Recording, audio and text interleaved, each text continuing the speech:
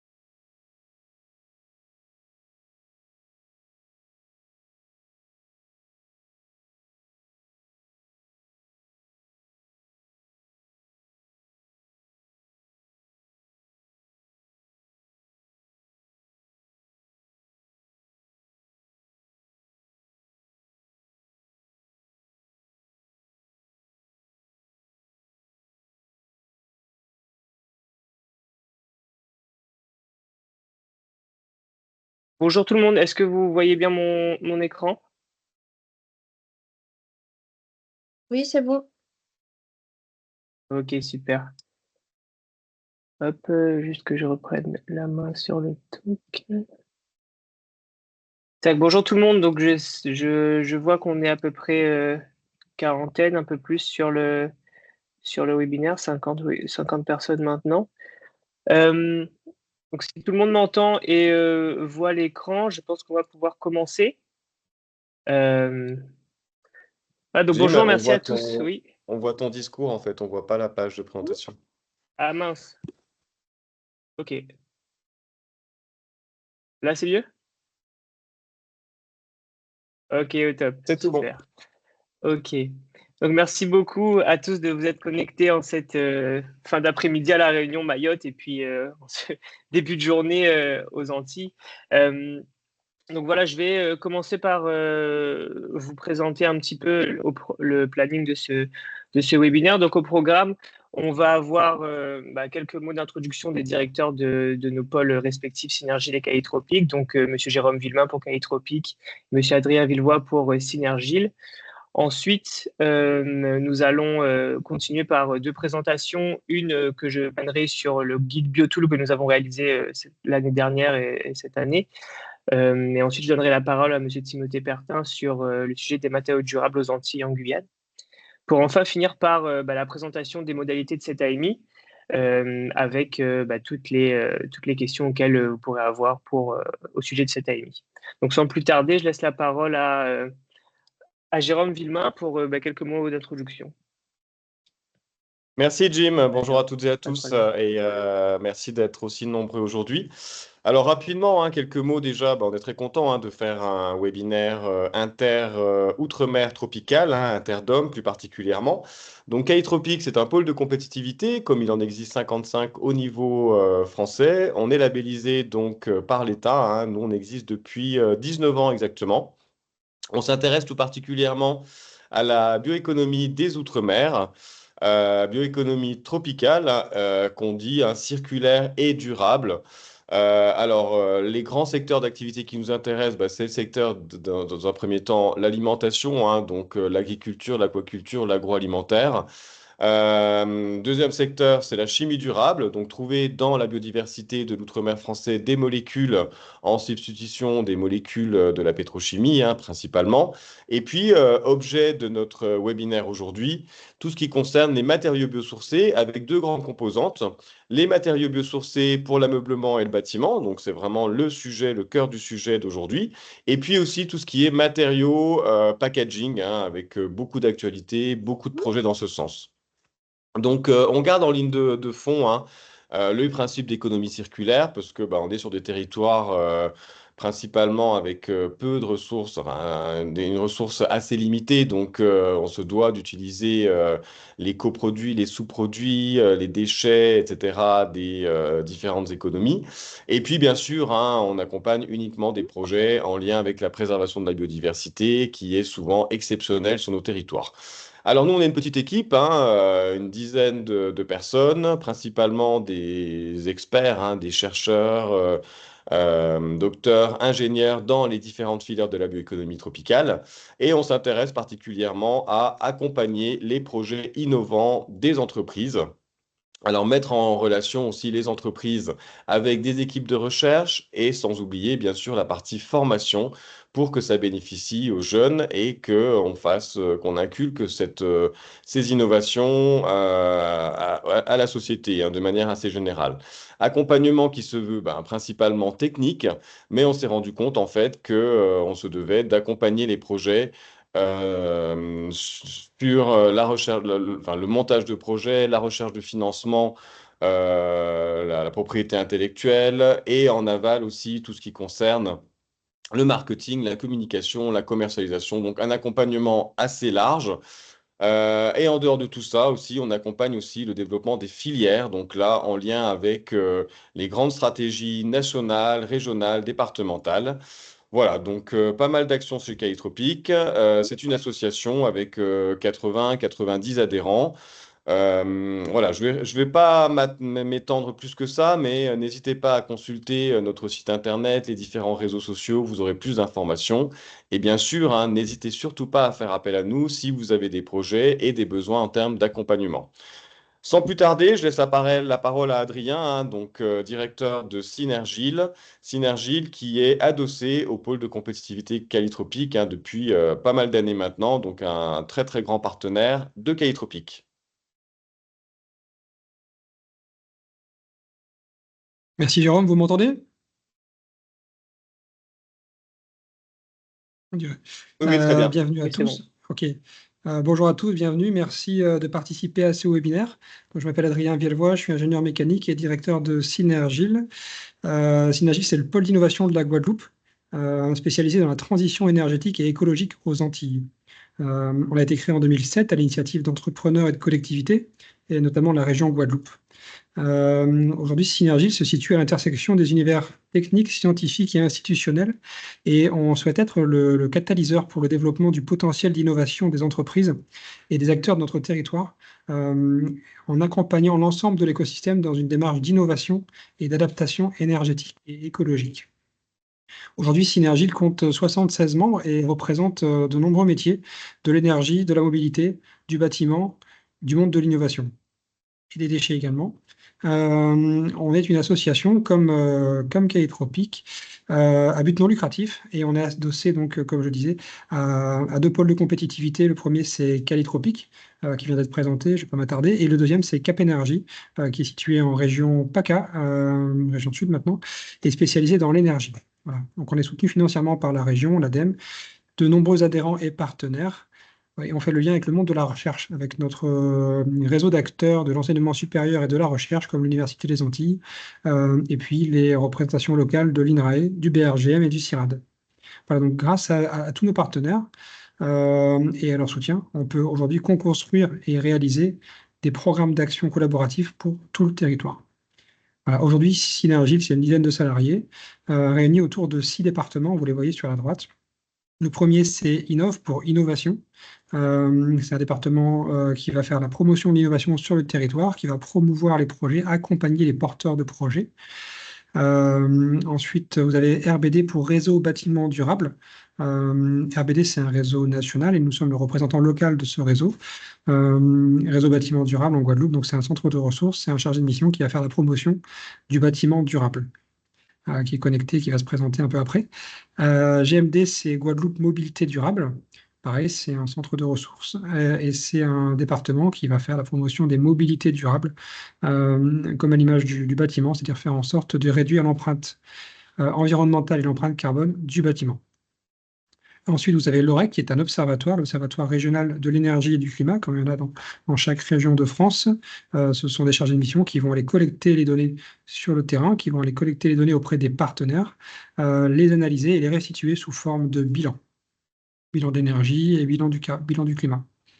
Le 8T, c'est écologie industrielle et territoriale. C'est une démarche d'économie circulaire. C'est un des 7 piliers de l'économie circulaire. C'est à l'échelle des entreprises, voilà, revaloriser les ressources, faire des déchets des uns, des ressources pour d'autres. Et pour finir, l'ORDEX, c'est l'Observatoire régional des déchets et de l'économie circulaire. C'est une charge de mission qui va les collecter sur le terrain, sur le territoire, les données déchets, les analyser et les restituer sous forme d'un bilan annuel des déchets et avec l'ensemble des gisements disponibles sur le territoire. C'est intéressant pour les porteurs de projets comme pour les institutions pour prendre des décisions d'investissement pour le territoire. Voilà, ma journée est terminée. Je vous souhaite à tous un bon webinaire. N'hésitez pas aussi à nous liker sur nos réseaux sociaux, notamment sur LinkedIn, et à nous contacter voilà, pour tout projet sur les Antilles. Merci. Merci, Monsieur Villevoye, pour cette présentation. Donc, je vais prendre la main et continuer sur une petite présentation de ce qu'est notre guide BioTool, de ce qu'on a préparé autour des matériaux biosourcés au cours de l'année dernière. Donc, je me présente, je suis Jim Nourri, ingénieur projet spécialisé matériaux au pôle Caille Tropique. Je ne sais pas si vous pouvez me voir encore. Bon, j'ai activé la caméra. Donc voilà, je vais vous présenter un petit peu ce qu'on a réalisé autour de ce guide BioTool. Donc le guide BioTool, c'était donc réalisé par Caille Tropique en partenariat avec le CIRBAT et le CIE de La Réunion. En fait, c'est un guide qui détaille 10 matériaux de construction biosourcés ou géosourcés que l'on pourrait fabriquer localement. Donc, en fait, pour chacun de ces matériaux que j'ai listés sur le diapo, le guide donne en fait l'essentiel des informations techniques, comme par exemple les performances du matériau, sa composition, son rôle dans le bâti, ses caractéristiques techniques générales, des éléments de contexte aussi de ce matériau à La Réunion. Donc, il donne aussi des informations par rapport à la ressource locale pour la fabrication de ces matériaux-là, comme par exemple les coproduits de l'industrie bois, les diverses fibres qu'on peut retrouver sur nos îles, comme les fibres de banane, les fibres d'ananas, aussi les fibres de vétiver, par exemple, et aussi les matériaux, les matières premières secondaires, donc issues du recyclage, comme par exemple le papier, le carton, tout ce qui est déchets bois, etc. Donc avec aussi une estimation des gisements potentiels de chacune de ces matières pour les différentes ressources. Ce guide donne aussi des informations sur l'aspect industriel. Donc, par exemple, quel pourrait être le process de fabrication de ces matériaux, quelles machines seraient nécessaires et quelles étapes pour construire un protocole et un process de fabrication. Et aussi quelques liens et quelques contacts de fournisseurs de ces machines potentielles avec une estimation des coûts d'acquisition sortis d'usine pour ces machines-là. Enfin, ce guide comprend aussi un volet réglementaire, donc, qui touche à tout ce qui est réglementation, au respect des validations, aux aspects de validation de ces matériaux pour une utilisation dans le bâtiment en toute sécurité. Bon, le but de ce guide BioTool, c'est de donner suffisamment d'informations pour donner envie d'aller plus loin, de monter des projets autour de ces matériaux, ou en tout cas d'aller étudier un peu plus en profondeur la faisabilité, on va dire, technico-économique dans le détail, au cas par cas, avec un porteur de projet. Donc, notre but à travers ce guide-là, c'est de montrer qu'il y a des ressources qui existent, il y a des exemples de matériaux qu'on pourrait créer localement et de pousser à y aller. Voilà, sachant qu'aujourd'hui, de cette liste, il n'y en a que 2 qui sont actuellement fabriqués et produits à La Réunion. Donc, c'est le bardeau de bois local et les couvertures en chaume de vétiver. Autrement, tous ces autres matériaux-là sont soit importés en grande partie, soit complètement absents de notre territoire.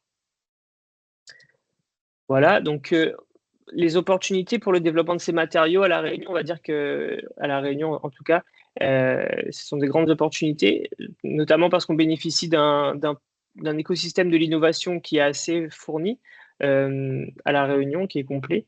On commence par exemple on peut aller de la recherche fondamentale avec des structures universitaires et leurs moyens d'essai qui sont récents, qui permettent de travailler en particulier sur les matériaux du bâti, de les tester, de voir comment ils réagissent à l'échelle du laboratoire et aussi à l'échelle réelle, dans des conditions réelles, Donc, c'est tout l'objet, par exemple, du centre de test Labimac, qui a été inauguré début juin de cette année. Mais on peut aussi accompagner des projets sur toutes les étapes annexes, donc la structure de projet, la recherche de partenariats, du financement. Donc c'est par exemple un appui technique qu'on peut proposer à Cahitropic, mais qui est aussi proposé par le CIRBAT et d'autres structures. Donc on peut aussi faire cet accompagnement global sur vraiment toute la chaîne de valeur, comme par exemple des structures comme Alvéole ou des programmes d'incubation du Technopole de La Réunion, par exemple. Donc, tout cela sans oublier tout ce qui est les financements. Donc, il faut savoir qu'à La Réunion et dans les DOM, nous avons des lignes spéciales et des taux spécifiques pour des projets innovants dans les Outre-mer, qui sont notamment gérés par l'ADEME, BPI France, ou encore des programmes France 2030 régionalisés qui soutiennent ce type de démarche-là. Donc, si on regarde un petit peu tout cet écosystème de l'innovation, on se rend compte qu'il est possible en fait de faire émerger des idées de matériaux, de systèmes constructifs, de procédés, de les amener du stade de l'idée au prototype en faisant des tests, en testant sa solution en fait dans différents scénarios. On peut avoir de l'aide pour monter sa structure et pour financer son développement au travers des différents acteurs que j'ai cités précédemment. Voilà, donc la question se pose de pourquoi, en tout cas, on n'a pas beaucoup de matériaux fabriqués localement. C'est parce qu'en fait, les contraintes, il existe beaucoup de contraintes sur nos territoires, principalement liées à notre climat tropical humide, au marché restreint que représente chacun de nos îles individuellement, et aussi à notre éloignement, à notre insularité par rapport à l'Hexagone. Par exemple, si on regarde les référentiels connus, les documents techniques et les autres validations, celles-ci ne sont pas transposables ASIS directement sur nos territoires. Ce qui implique que, par exemple, dans une démarche de R&D, il va falloir nécessairement redémontrer, revalider, refaire valider toutes ces propriétés pour des produits fabriqués localement. De plus, si on regarde les ressources présentes sur nos îles, celles-ci sont souvent éparpillées.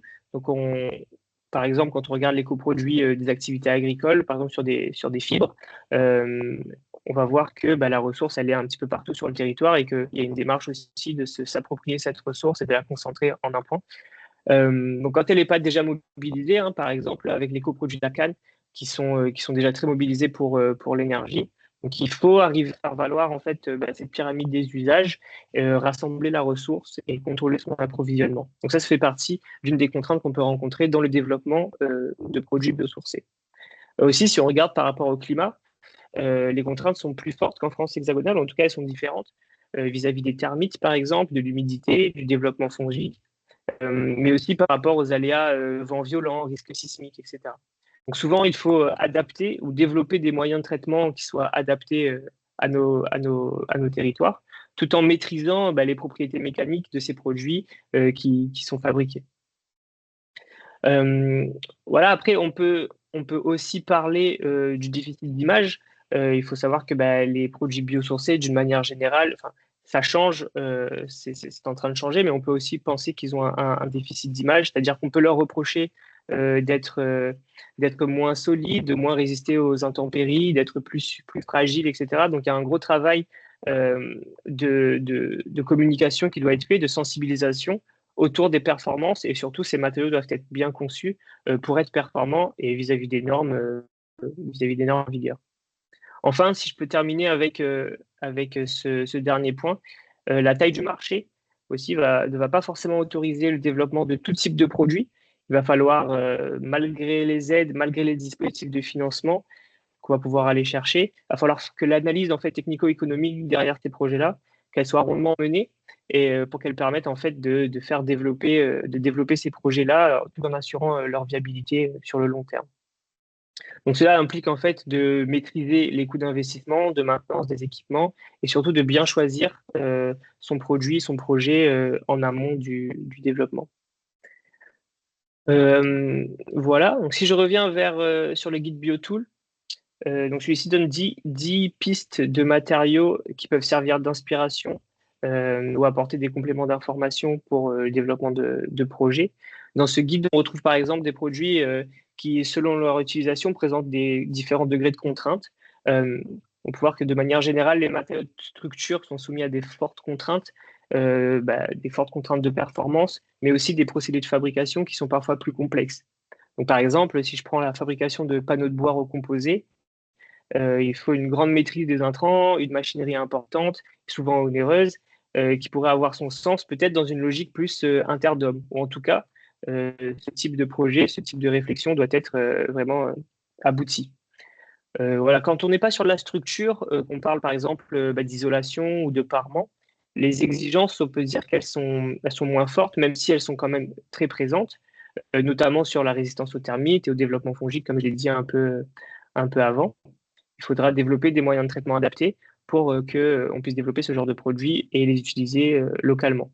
Après, si on passe sur des produits un peu moins contraints, on peut trouver l'isolation en vrac, par exemple, la ouate de cellulose, tout ce qui est enduit végétal, qui nécessite quand même de grosses étapes de R&D pour assurer leur performance, mais qui sont moins contraints par des considérations réglementaires ou même des performances qui devraient assurer la protection ou la sécurité des usagers.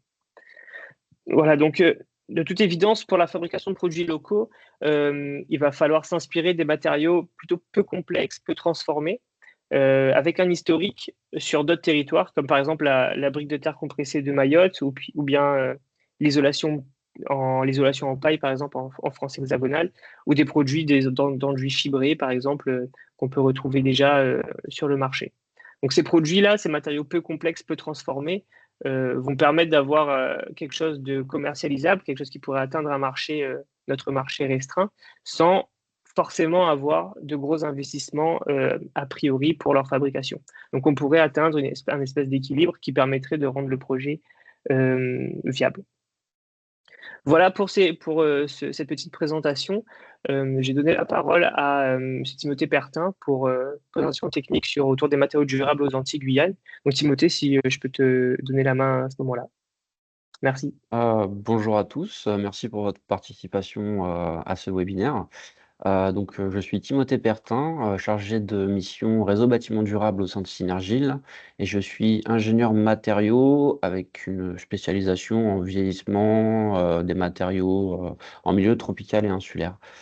Donc tu peux avancer, tu peux passer la slide.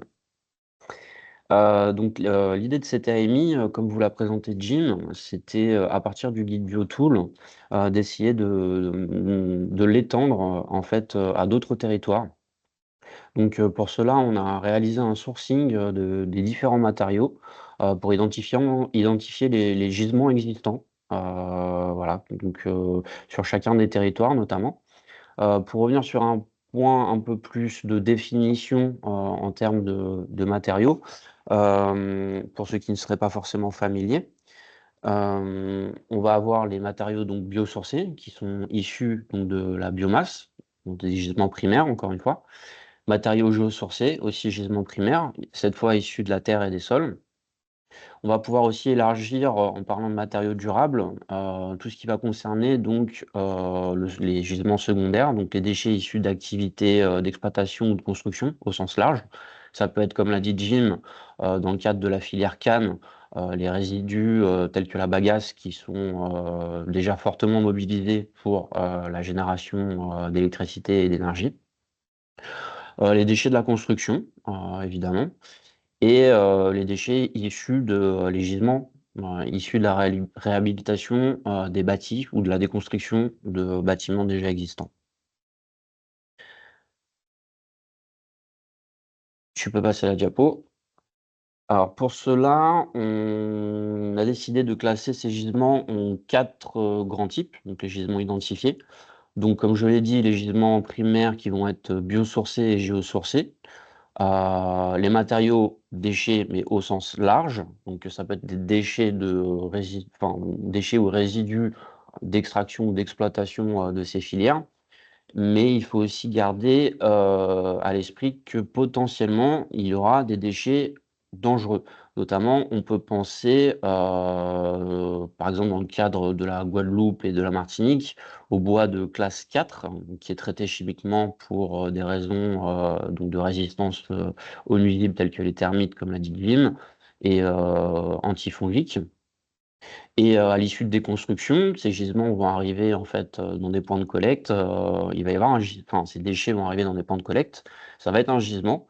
Mais à l'heure actuelle, par exemple, sur le territoire de la Guadeloupe, nous n'avons pas d'exutoire pour ces matériaux, puisqu'en fait, pour des raisons de toxicité, on ne peut pas notamment les réaliser de la combustion. Et donc, il faut garder à l'esprit que certains de ces déchets vont nécessiter une attention particulière. On peut aussi penser notamment aux sargasses, selon leur niveau de décomposition, sachant qu'à l'heure actuelle, ça a été acté, les sargasses, une fois qu'elles ont été ramassées, elles sont considérées comme des déchets. Donc après, à voir selon leur niveau de décomposition, si elles sont dangereuses ou pas, s'il y a des émanations. Tu peux passer à la diapo, s'il te plaît, Jim? Donc, dans un premier temps, je vais vous présenter les gisements qu'on avait identifiés en Guadeloupe, hein. C'est une liste non exhaustive, mais qui se veut quand même assez complète, puisqu'on avait au départ pensé lancer cette AMI sur le territoire de la Guadeloupe avant de l'ouvrir interdom, puisque ça prenait plus de sens. Donc, au niveau du territoire de la Guadeloupe, on va retrouver notamment la grande classe des bois, donc les essences de bois locales avec leurs résidus d'activité. Il faut savoir qu'on n'a pas de scierie, nous, en Guadeloupe. Donc, c'est un gisement qui est peu mobilisé et difficilement accessible. Et enfin, en termes de bois, on va retrouver tous les déchets issus des bois majoritairement importés, qui viennent de la construction légère, mais aussi les palettes qui sont mobilisées et réutilisées. On peut aussi penser en termes de gisement de ces bois de classe A à réutiliser les palettes sous forme par exemple de mobilier. Ça peut être une piste aussi à explorer. Enfin, le point que je soulignais, qui était donc les bois de construction cette fois, qui sont les bois de classe C, qui sont les bois qui sont traités avec des traitements notamment chimiques et qui sont classés comme dangereux, sans exutoire.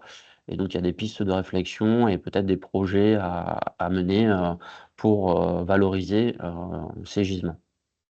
On va retrouver les cultures aussi sur la majeure partie des territoires des Outre-mer. Donc les résidus de filière canne, avec notamment la bagasse, la filière banane qui peut être mobilisée aussi de manière à petite échelle. Et d'autres, il y a aussi, nous avons aussi pu sourcer un projet d'implantation de culture de chanvre en Guadeloupe, qui servirait notamment sur la partie fibre pour réaliser des briques ou des composites biosourcés. Sur la deuxième partie, au niveau de la Guadeloupe, tu peux passer le slide. On va retrouver en gisement primaire tout ce qui va concerner le géosourcé, notamment la pouzzolane et le gypse, qui sont bien connus et déjà très utilisés donc sur les monts Caraïbes par les sablières de Guadeloupe. Et on a aussi identifié la présence de 2 gisements de terre sur la basse terre et la grande terre, qui sont les 2 parties de l'île. En revanche, on manque de connaissances à l'heure actuelle, en tout cas, sur le territoire de Guadeloupe, sur les différents paramètres et la caractérisation de ces gisements en vue d'une potentielle exploitation avec des techniques actuelles de terre crue et autres. Enfin, on va avoir les gisements qui vont être classés autres. Donc, j'ai cité les sargasses tout à l'heure, évidemment, donc qui ont fait leur grand retour récemment, notamment, enfin, en tout cas pour le territoire de la Guadeloupe. C'est un gisement qui est extrêmement fluctuant, qui pose beaucoup de problèmes aussi, mais il concerne beaucoup de territoires, notamment aux Antilles.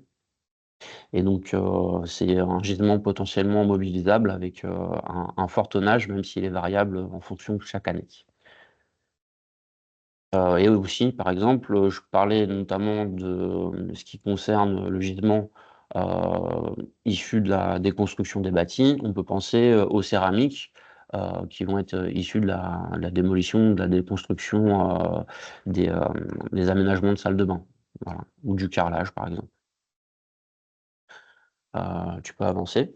En ce qui concerne la Martinique et la Guyane, alors je m'excuse d'avance, c'est une liste non exhaustive, hein. Si vous voulez la compléter, ce serait avec grand plaisir. Mais on va retrouver en fait des grandes familles qui se recoupent, hein. Donc le bois en Martinique aussi. Notamment, il y a une filière bambou qui est installée en Martinique avec l'importation donc d'une espèce qui n'est pas endémique, qui est utilisée pour la construction. On va retrouver forcément les gisements de biomasse issus des filières agricoles, hein, comme en Guadeloupe. La Martinique est aussi touchée par les sargasses, donc il y a un gisement qui est mobilisable.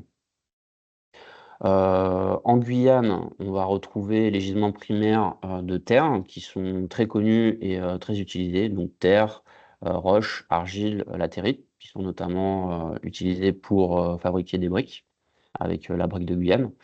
De par sa localisation en termes de gisement, il va y avoir les essences de bois locales, hein, qui sont très valorisées aussi en Guyane. Et du coup, il en découle donc de la biomasse issue de ces filières bois en termes de résidus et de déchets. Tu peux avancer. Alors, je suis un peu OK. Alors, au travers de ce sourcing, on a pu constater qu'il y avait déjà des filières qui étaient existantes à différents niveaux de maturité. Il en va de même pour ce qui va concerner donc les filières de récolte. Donc on a cité la construction de bambou en Martinique et à La Réunion, la construction BTP bois et les résidus qui vont être associés, la brique de terre de Guyane. Il y a aussi des projets, hein, on sait que c'est beaucoup étudié, hein, de valorisation des sargasses voilà, qui sont une espèce invasive et qui ont un impact à la fois économique et écologique important et qui pourrait constituer un gisement potentiel pour la création de filières. Par exemple, à titre d'exemple, on peut imaginer, donc tu peux passer la slide. Donc récemment, on nous a présenté une restitution d'une filière qui reste théorique, hein, bien sûr, mais on peut imaginer, voilà, dans le cadre de cet AMI, ce type de filière qui viserait à la production de biochar en écomatériaux pour la construction. Donc on partirait de gisements type déchets verts, éventuellement sargasses ou des espèces envahissantes, ou un mix de ces différents gisements. Donc il y aura une étape forcément de collecte, pré-traitement, stockage, etc. Le procédé principal utilisé serait la pyrolyse, donc avec les différents types de pyrolyse qui seraient à choisir en fonction de la pertinence des entrants et des sortants que l'on souhaite. Donc avec les paramètres qui vont avec, la température, temps de résidus, temps de séjour des gaz dans l'enceinte de pyrolyse. Ce procédé permet notamment de créer des gaz et de la vapeur, donc qui permettrait, avec de la cogénération, d'auto-alimenter le process et d'autre partie, d'avoir de la valorisation en énergie en sortant et aussi des crédits de décarbonation. En sortie de pyrolyse, on chercherait à obtenir par exemple du biochar qui serait utilisé donc, dans le cadre d'une filière construction. Donc des études sont potentiellement à mener ou existent déjà sur l'ajout de biochar dans les matériaux de construction. La pyrolyse génère aussi des coproduits qui pourraient être valorisés. Donc c'est un exemple théorique d'une filière qui pourrait être pensée et éventuellement mise en place ou déployée en gardant à l'esprit les aspects de faisabilité technique et économique comme l'a évoqué Jim en introduction de l'ANI. Donc tu peux descendre la slide. En faisant un petit focus sur un matériau et un gisement en particulier qui est la terre, que l'on va retrouver dans la plupart des territoires, que ce soit en Guadeloupe, en Martinique, en Guyane, à La Réunion ou à Mayotte. Donc on a un gisement terre sur chacun de nos territoires qui vont avoir des propriétés peut-être différentes. Il y a un savoir-faire, comme on l'a vu aussi, qui est déjà présent notamment avec la brique de Guyane sur leur territoire. Il y avait une briqueterie aussi en Martinique. Et il faut savoir que, par exemple, même en hexagone, donc ce sont des matériaux qui sont déjà utilisés, avec des techniques qui sont variées, que ce soit pour de la construction portante, briques de terre crue, pisé, donc on parle de béton de terre dans ces cas-là, ou alors d'enduit, que ce soit esthétique ou isolant. Tu peux avancer.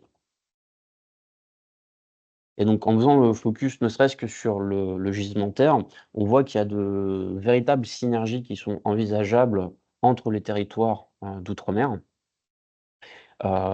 Puisqu'en fait cette AMI va réunir des acteurs, des différents territoires, mais aussi des labos de caractérisation des matériaux, que ce soit en Guadeloupe ou la Réunion, par exemple, et bien d'autres acteurs qui pourraient participer à l'émergence de filières ou à la consolidation de filières ou à la création, en fait, de liens, entre les territoires des Antilles, et de la Guyane sur la mutualisation de ressources, ou éventuellement la création de filières inter-territoires. Tu peux avancer. Enfin, nous avions souhaité aussi soulever les leviers et les freins, qui se posent dans le cadre de cette AMI, sans revenir sur, ce qu'a déjà présenté, Dimitri. Quels sont les leviers? D'une part, des techniques de construction alternatives avec des acteurs qui ont un savoir-faire, donc que ce soit sur nos territoires, mais aussi en hexagone, donc à partir desquels on pourrait s'inspirer et les adapter aux contraintes de nos territoires. Cette AMI permet, comme je l'ai dit juste avant, la mobilisation conjointe, des acteurs, du monde technique, institutionnel et de la recherche, sur chacun des territoires. On peut aussi, citer les bureaux d'études qui peuvent être un appui, important, heu, pour déterminer la faisabilité, de certains projets notamment.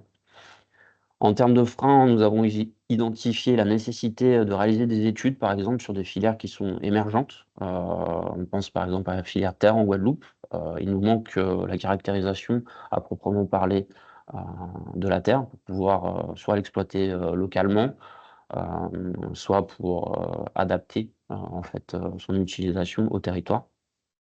Comme l'a dit Jim, donc nous sommes sur des territoires qui sont soumis, à des aléas climatiques, hein, qui vont être, les cyclones, les ouragans selon les endroits et aussi géologiques avec les séismes. Donc il faut absolument garder à l'esprit, lorsque l'on va se lancer sur des écomatériaux, des matériaux alternatifs, qu'il va falloir les certifier, pour être sûr qu'ils puissent être une alternative viable, donc aux techniques de construction classiques, notamment le tout béton, pour les rendre, véritablement, à la fois attractifs et comme solution, réellement, déployable et utilisable par les professionnels, du secteur de la construction. Enfin, un dernier point qui était important de soulever, à mon sens, c'est l'assurabilité des bâtiments. En effet, dès qu'on va vouloir utiliser des matériaux alternatifs ou recyclés, avec un certain pourcentage, voire même du réemploi, il se pose le problème des surcoûts au niveau des assurances, qui peuvent faire, en sorte que le projet de construction ou que l'assurance du bâti, ne devienne plus viable économiquement. Donc ça, c'est un frein sur lequel, il faut qu'on puisse agir aussi, d'où l'intérêt de faire certifier les matériaux, que l'on souhaite déployer, pour éviter, les freins au niveau de l'assurabilité. Je vous remercie pour votre attention et je vais passer donc, la main à mon collègue Dimitri, Spéronel et à Jim Nourry pour les modalités de l'AMI.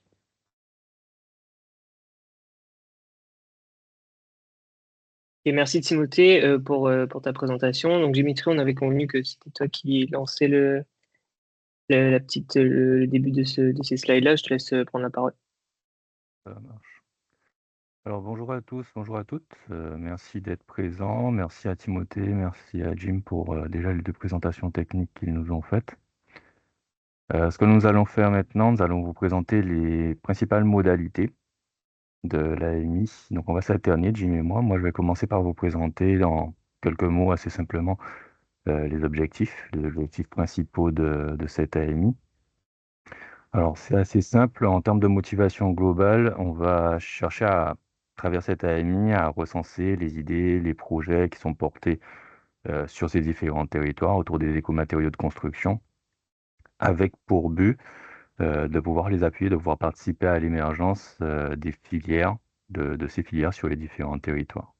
Donc un premier travail de sourcing, d'identification, donc ça servira déjà à ça, avec dans l'idée de pouvoir aider ces projets qui auront été identifiés, ces idées ou ces projets, en fonction du stade d'avancement, de les aider à se structurer, à les accompagner dans leur développement et potentiellement, à travers cet accompagnement-là, à leur rendre accessibles certains financements pour aider le développement de leur projet.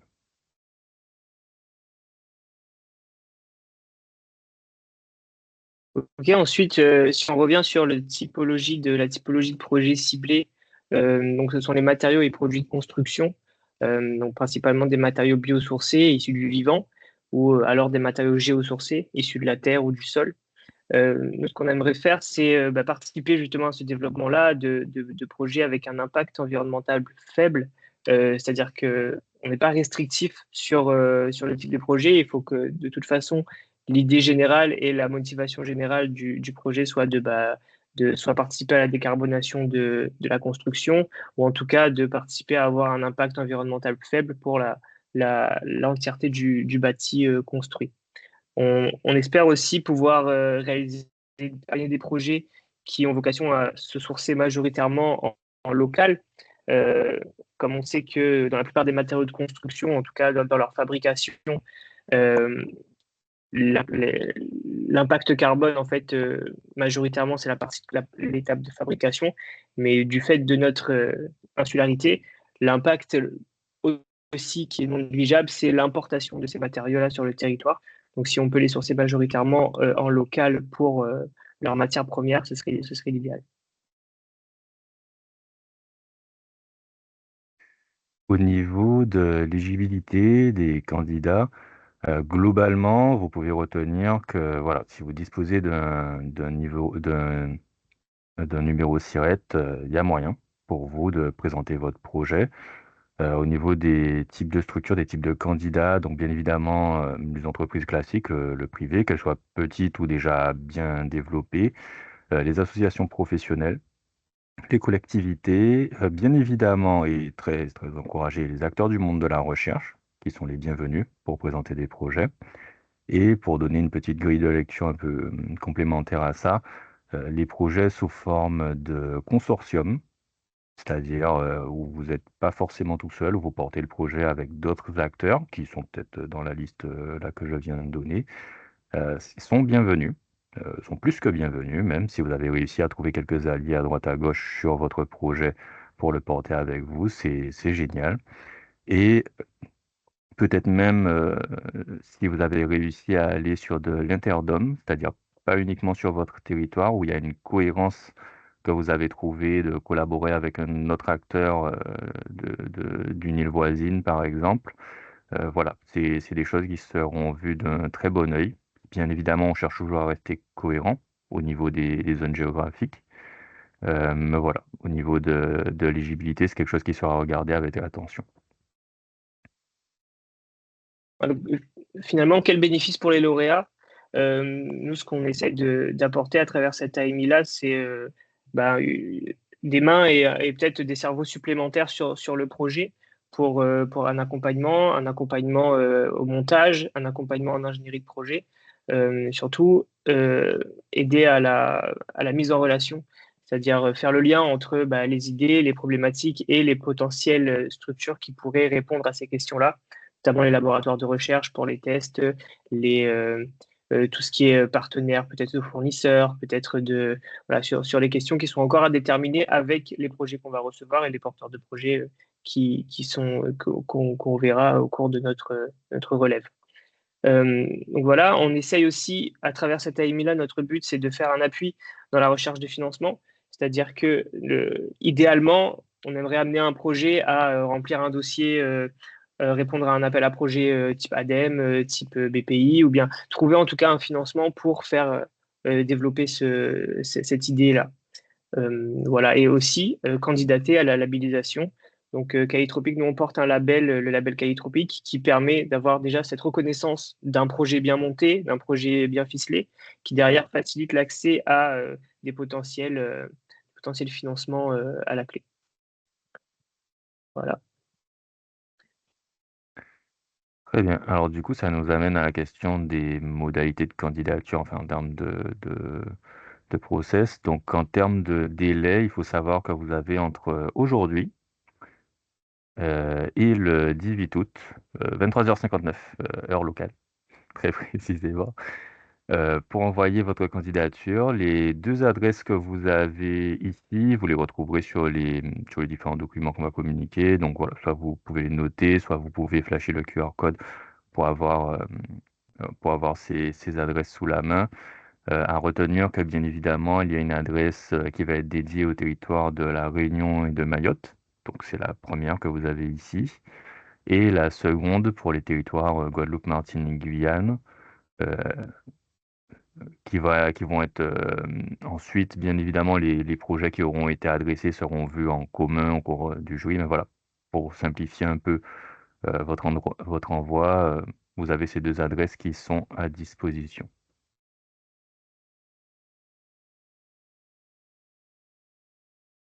Voilà, donc moi, je vais vous parler un petit peu plus du dossier de candidature.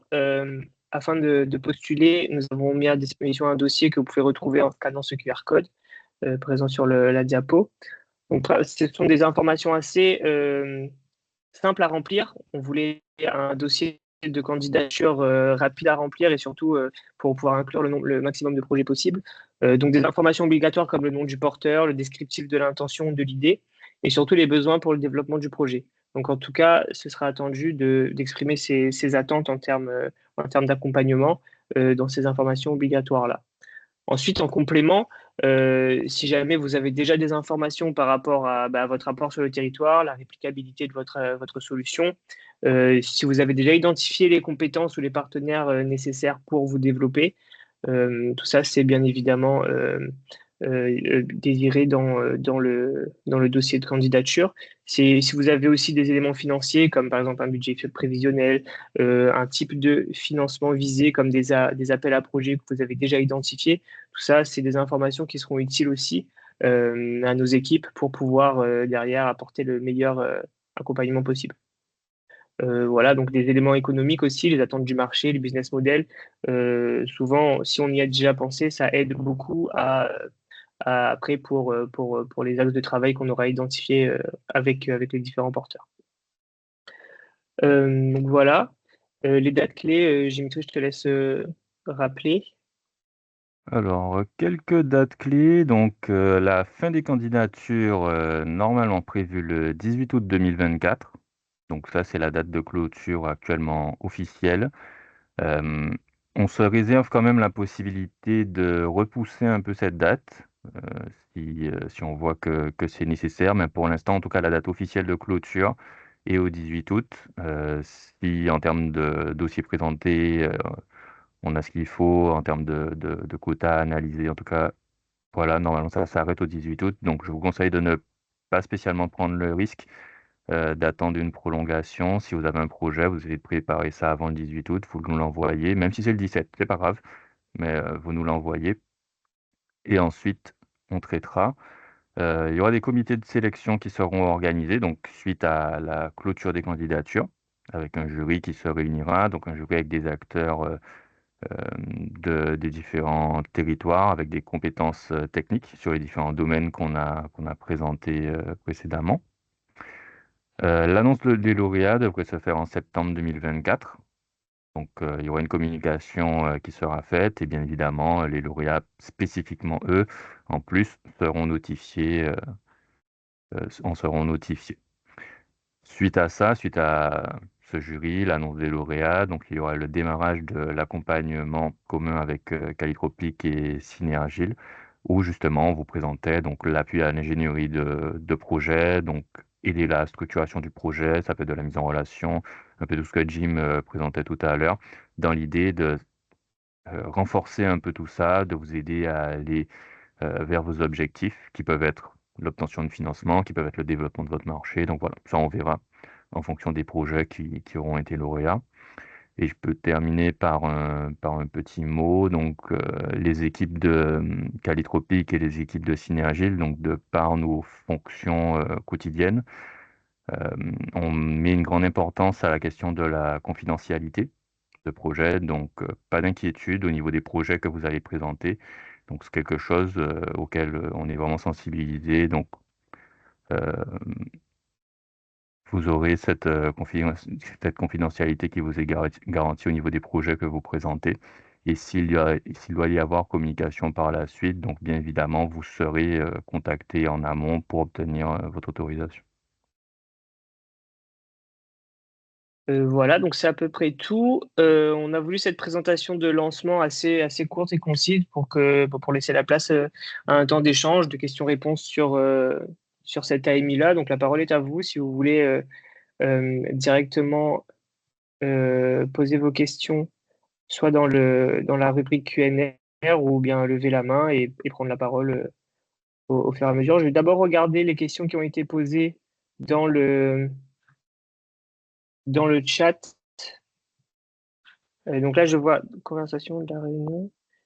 Juste une petite seconde que j'ouvre le.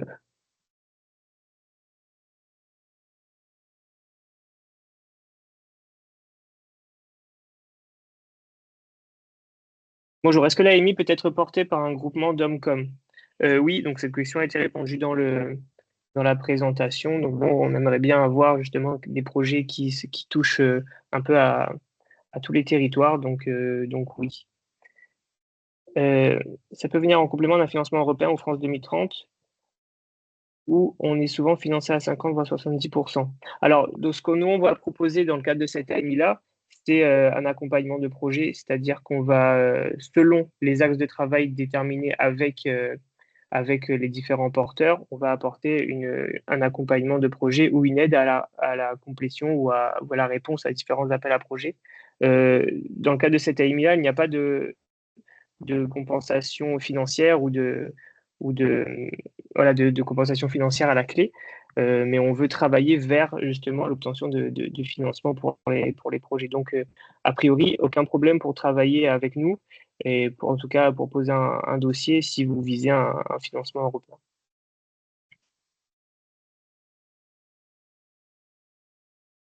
Pourquoi n'envisage-t-on pas de créer une filière bagages? Oui, typiquement, si vous avez ce projet-là, euh, ça peut être l'objet d'un dépôt de dossier avec certains axes de travail déjà identifiés qu'on pourra discuter ensemble si le projet est retenu. J'arrive pas à voir toutes les personnes qui ont levé la main. Voilà, je vois la brique de Guyane, question. Je peux vous donner la parole si vous pouvez activer votre micro.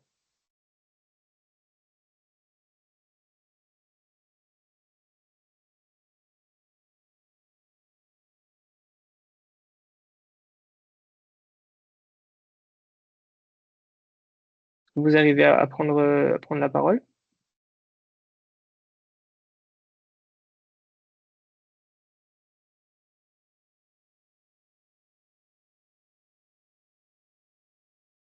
J'ai pas l'impression que ça fonctionne.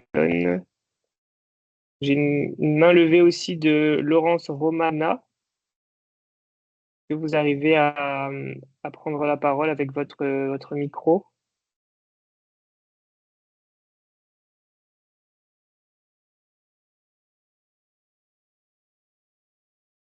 Voilà, j'ai pas l'impression que ça marche.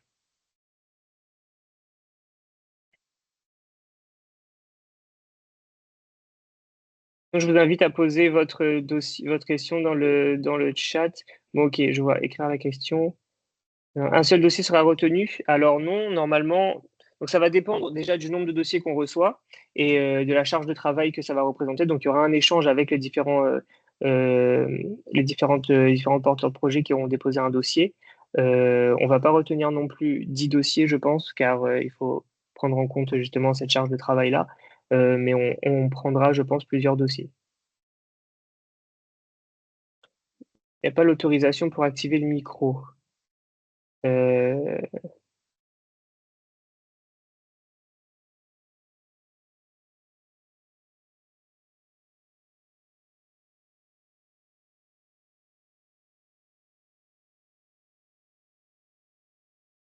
Le verre creux est-il considéré comme un matériau biosourcé ou géosourcé? Dans ce cas, peut-il être pris en considération dans cette AMI? Le verre creux, ça sera plutôt considéré comme, je pense, réutilisation d'un matériau comme une matière primaire secondaire, donc comme un recyclage, en fait, une réutilisation de matières premières secondaires, donc les bouteilles en verre. Donc pour moi, c'est un matériau qui est à vocation à diminuer l'impact carbone ou même à être écologique. Donc ce sera bien évidemment regardé au même titre que les autres matériaux. J'ai récupéré le micro, je peux poser ma question? Super. Oui, allez-y. Voilà.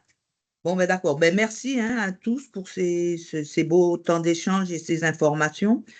Alors, dans l'appel AMI, moi, j'aurais 2 questions. D'abord, est-ce qu'il y a un nombre limité de partenaires dans le consortium?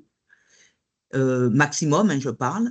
Et quelles sont les fourchettes en termes de financement? Est-ce qu'il y a une fourchette en termes de financement? Voilà. Non, alors le consortium peut être constitué de, j'ai pas envie de dire qu'on va mettre une limite à votre montage de dossier ni à votre montage de consortium. Donc ça, c'est à vous de le voir dans votre projet, comment vous voyez votre projet. Du côté de la fourchette de financement, comme je l'ai dit, nous, on ne propose pas de financement à la suite de cette AMI-là. On accompagne les projets, si c'est leur souhait, vers une réponse à des appels à projets qu'on pourra sélectionner avec eux ou organiser des rencontres avec les différents financeurs. Donc, nous avons des liens particuliers avec BPI, avec l'ADEME ou avec d'autres financeurs type un peu régionaux. Donc, s'il y a une problématique de financement, on va essayer de l'adresser avec vous pendant l'accompagnement de ce projet-là, si vous êtes lauréat, effectivement.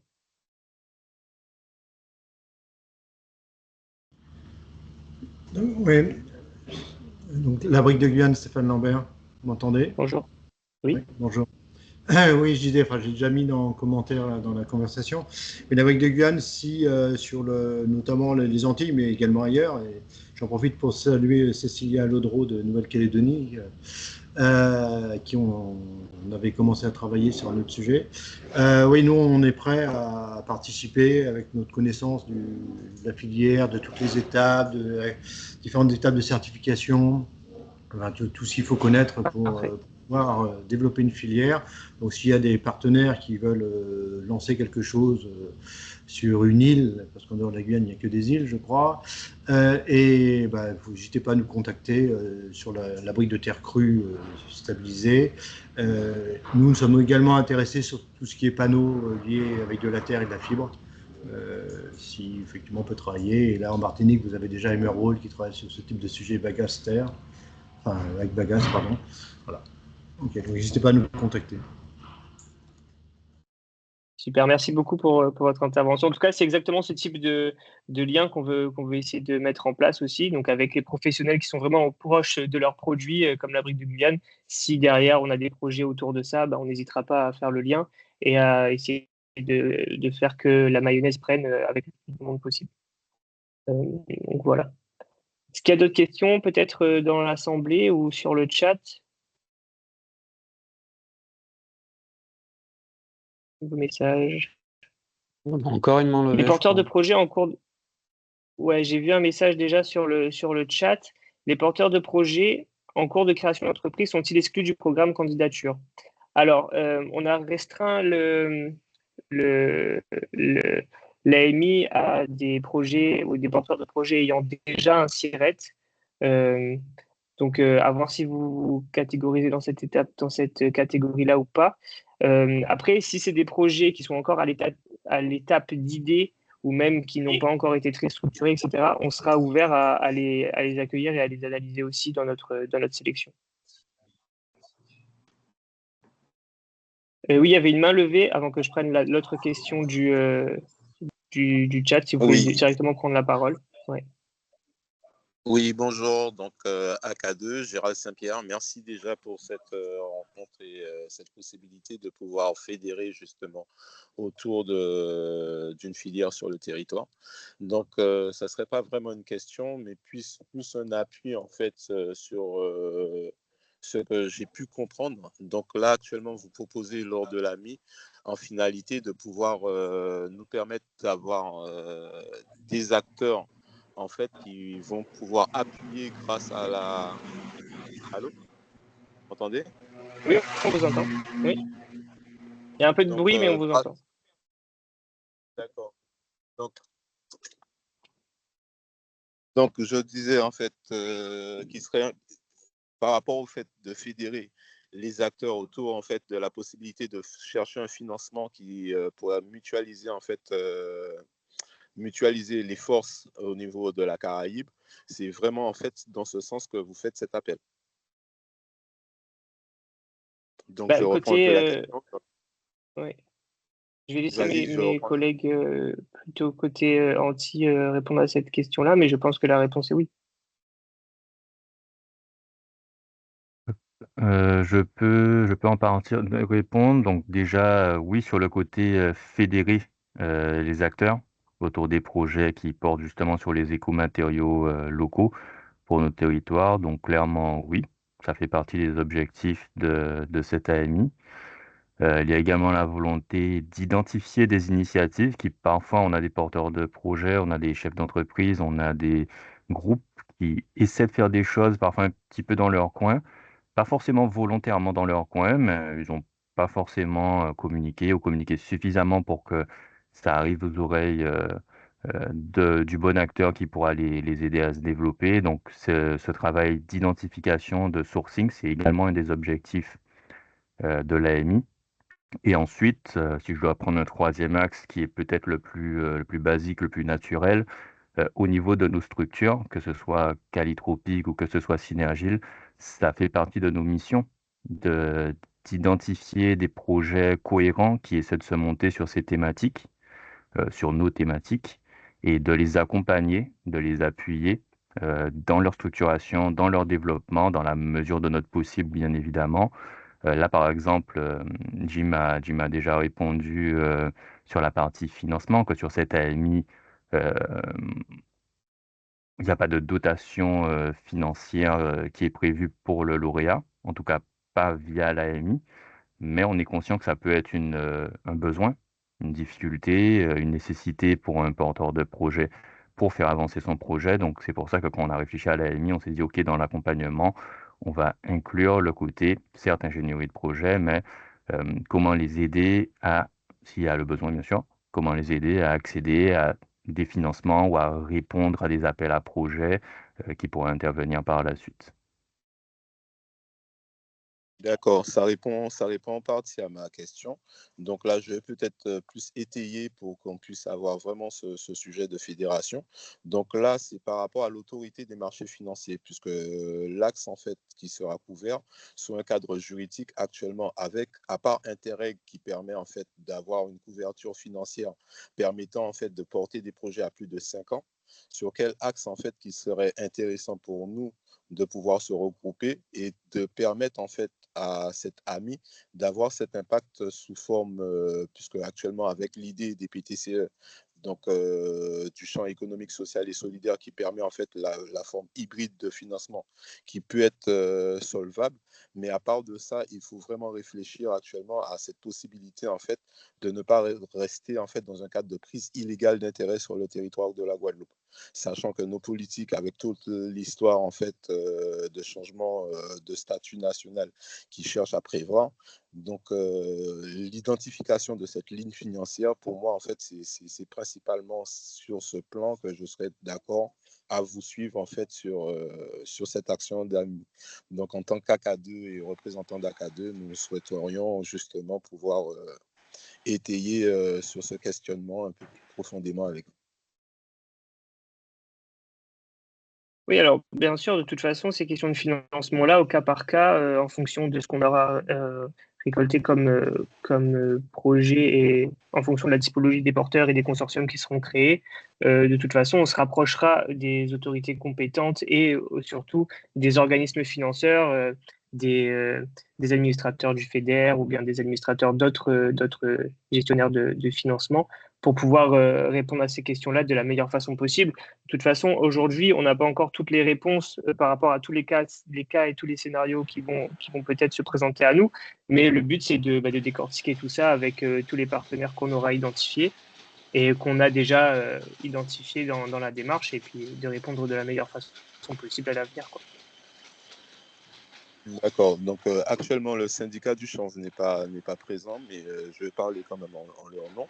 Donc nous avons créé un groupement aussi qui regroupe en fait l'ensemble des acteurs de la filière sur lequel nous sommes en train d'entreprendre une action plus ou moins concrète. Et l'idée actuellement est de pouvoir en fait, puisque j'ai entendu que la Guyane demande actuellement en fait d'avoir aussi des partenariats dans le sens de la recherche et le développement, pouvoir en fait réellement opérer à cette action, puisque Excusez-moi, il y a des problèmes de bruit là. On entend beaucoup le. vous m'entendez? Oui, Vous est-ce m'entendez que vous mieux? pouvez reprendre parce qu'on a. Oui, on vous entend bien. Est-ce que vous pouvez reprendre vos derniers points parce qu'on n'a pas tout saisi avec le boucle environnant? D'accord, excusez-moi. Donc, en gros, je disais que l'idée, en fait, pour nous, c'est vraiment de pouvoir, en fait, sur le territoire, développer cet axe plus ou moins de recherche et de développement via, justement, le circuit court économique, mais aussi, en fait, un partenariat à l'échelle de la Caraïbe permettant, en fait, de pouvoir décentraliser et non pas d'industrialiser, en fait, l'axe du territoire ou encore le développement d'une filière sur le territoire. Donc voilà, merci de m'avoir écouté. Merci de votre intervention. En tout cas, ravi d'en discuter un peu plus en détail avec vous sur ces thématiques par la suite, un peu plus en privé. Voilà. Est-ce qu'il y a d'autres questions? Déjà, je vois une main levée depuis tout à l'heure. Madame Laurence Romanas, si vous avez encore une intervention. Oui, je voulais juste, Pardon, avant, allez-y. dans les anciens, quand Synergie l'avait fait précédemment des appels à projets, il y avait une labellisation. Et peut-être vous l'avez dit, mais je voulais savoir si dans ces projets, si jamais on est lauréat, est-ce qu'il y a une labellisation aussi qui aide aussi finalement à trouver des financements? Je vais répondre côté Calitropique. Après, je laisserai la parole à Agnès ou à Monsieur Villevoix de répondre pour côté Synergie. En tout cas, nous, Calitropique, on peut proposer une labellisation des projets qu'on accompagne sous le label Calitropique, en pôle de compétitivité. C'est quelque chose qui sera envisagé, oui, sur les dossiers qui seront lauréats, effectivement. Agnès ou Monsieur Villevoix, si vous voulez compléter. Oui, bonjour Agnès Béguet, coordinatrice transversale chez Synergile. Oui, bien sûr, la labellisation se fera avec Calitropique et on travaillera de concert en équipe avec Calitropique pour cette labellisation. J'en profite, j'avais une question à l'assistance, savoir si dans l'assistance, il y avait des entités, des personnes qui avaient déjà travaillé sur l'incorporation de biochar dans un matériau de BTP ou de ciment. Suite à la présentation qui a été faite par Timothée Pertin tout à l'heure, est-ce qu'il y a des entités qui ont déjà travaillé sur cette thématique et ou qui seraient intéressées? Donc, merci à tous.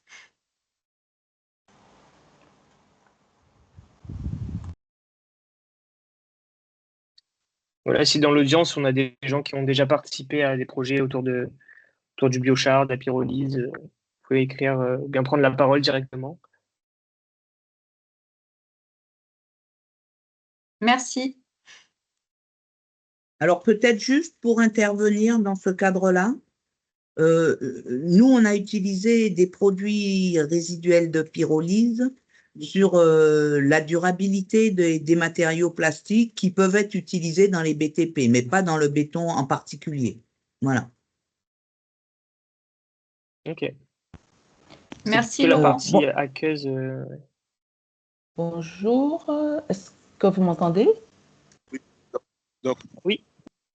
Oui, alors je suis Katie Bilba, membre de l'unité de recherche Covachim M2E à l'Université des Antilles. En effet, dans notre équipe, nous avons déjà travaillé sur l'incorporation de biochar dans les ciments. Ça a fait l'objet d'une thèse qui a été soutenue il y a déjà quelques années.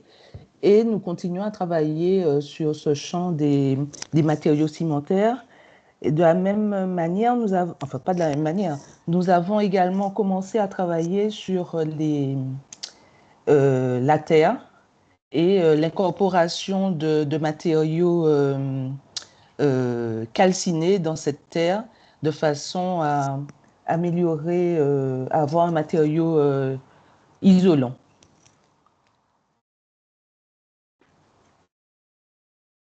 Donc, Merci c'est pour beaucoup. répondre à la question de Mme Agnès Péguet. Merci beaucoup. Votre entité, je n'ai pas noté, pardon, excusez-moi. Alors, c'est l'unité de recherche Covachim M2E. Merci. De l'Université des Antilles, dont Mme Arsène est la responsable. Parfait, merci beaucoup. On prendra contact avec Je vous. reprends le, Très bien. Je reprends le fil de la conversation. Je vois un commentaire concernant la bagasse, filière bagasse. Elle est mobilisée pour la filière carburant et filière agricole, paillage. Oui, donc ça, c'est typiquement ce qu'on avait dit par rapport un petit peu au clash d'usage entre les ressources. Après, il y a la hiérarchisation des usages qui place quand même la valorisation matière au-dessus de la valorisation énergétique, en dessous du retour au sol et de l'utilisation en agricole, mais c'est quelque chose qu'il va falloir prendre en compte dans les différents projets, effectivement. Après, la filière bambou, il faut savoir que l'ONF a déclaré le bambou espèce invasive à éradiquer. Sur ce point, il faut bien savoir de quelle espèce de bambou il est question. Il faudrait, je connais pas vraiment les décrets sortis par l'ONF ou même les interdictions, mais en tout cas, oui, c'est quelque chose si c'est à éradiquer, potentiellement devenir une source de biomasse, ou alors, si les projets concernent l'utilisation de bambou dans la construction, prendre en compte quel type de bambou est autorisé, quel type de bambou ne l'est pas. C'est une remarque très pertinente, effectivement.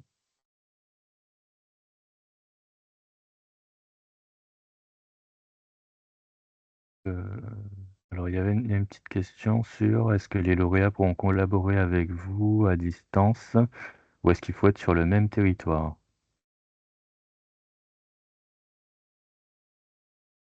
Normalement, on s'est débrouillé de telle façon que on a un relais sur le territoire de la Réunion. On va avoir des contacts aussi sur le territoire de Mayotte. Pour les territoires des Antilles, on essaye au maximum d'avoir un contact sur chacun des territoires, mais en tout cas, il sera possible de collaborer à distance d'une certaine façon en fonction des projets sélectionnés. Oui. L'objectif, c'est bien aussi sûr d'avoir des projets transversaux et on pourra collaborer à distance, en équipe, bien sûr. Bien sûr.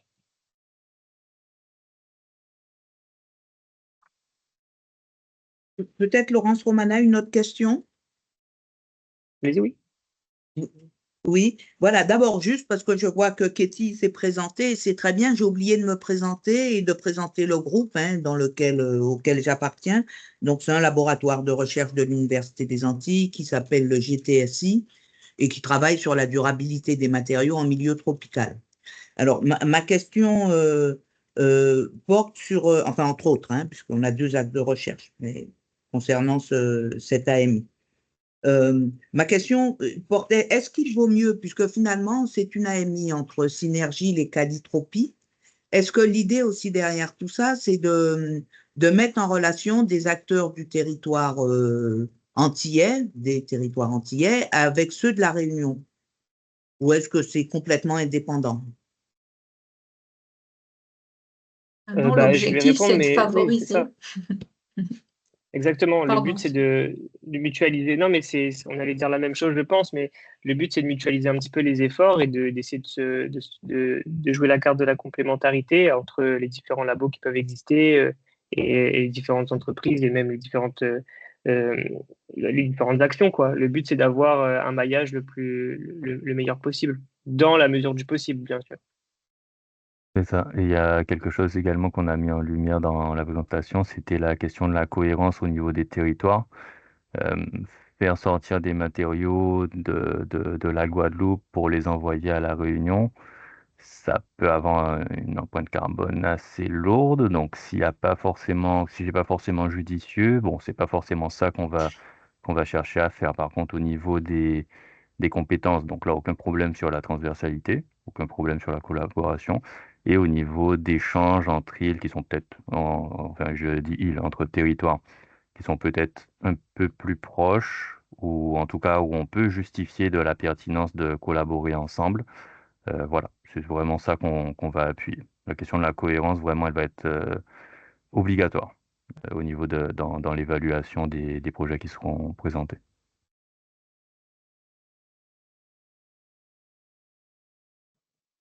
Oui, bonjour. Vous m'entendez Bonjour. là ou pas? Voilà. Oui, très Donc, bien. voilà, je suis architecte et je suis très préoccupée par l'usage de la terre dans les constructions de manière à ce qu'on respecte les conditions parasismiques. Je pense qu'il faut vraiment qu'on utilise la terre, mais il faut qu'on s'inspire de ce qui se fait dans d'autres pays comme le Pérou, où ils confinent la terre. Ils arment la terre et ils confinent la terre.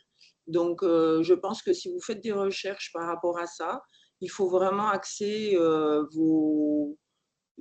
tous vos, euh, toutes vos énergies sur la structuration.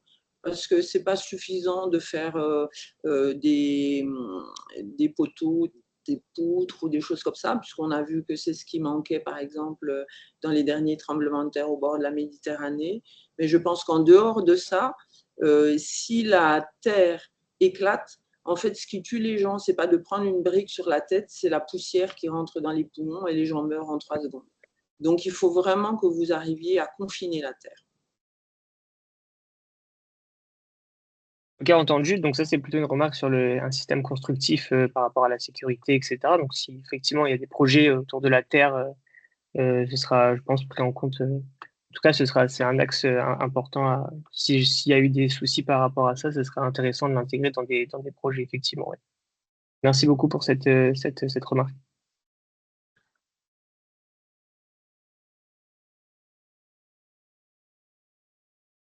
Il y a peut-être d'autres questions. Je vois pas d'autres interventions dans la conversation.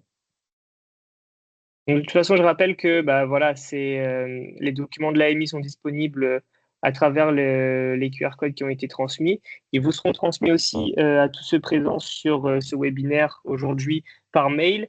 Donc, les documents descriptifs de l'AMI ainsi que le dossier de réponse. Euh, et dans ce cas-là, je vous laisse nous envoyer vos projets ou même vos questions ou même des remarques tout au long de l'ouverture, c'est-à-dire jusqu'au 16 août. S'il n'y a plus de questions, si quelqu'un veut dire un petit mot de clôture pour clôturer cet AMI, ce webinaire, sinon je pense qu'on peut soit recueillir encore des questions s'il y en a, sinon on va s'arrêter là.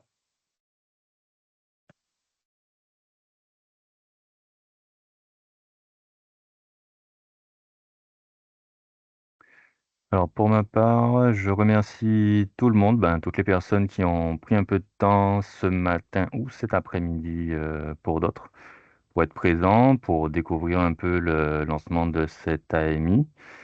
Jim vous l'a évoqué, vous aurez à disposition le dossier de candidature à remplir si vous avez un projet à présenter.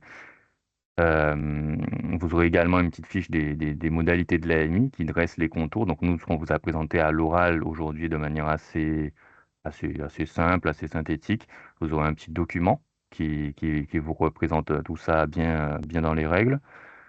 Le webinaire d'aujourd'hui est enregistré et donc on verra ensuite comment est-ce qu'on peut le mettre à disposition pour ceux par exemple qui souhaitent le regarder de nouveau parce qu'ils ont vraiment adoré ce webinaire ou alors qui n'ont pas pu le suivre et du coup qui voudraient le transmettre.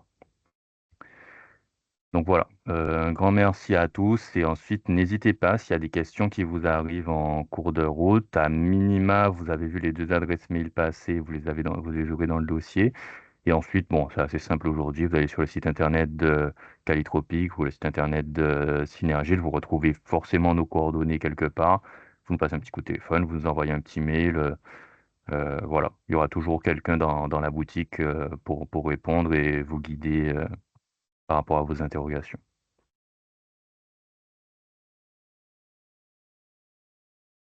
Super, merci Dimitri. Bon, bah, je vous dis au revoir à tout le monde et j'espère recevoir beaucoup de projets pour cette AMI. Merci beaucoup à tous et au revoir, à la prochaine. Au revoir à tous et merci de votre participation. Merci, à bientôt. Merci, n'hésitez pas à répondre. Merci, au revoir. Merci.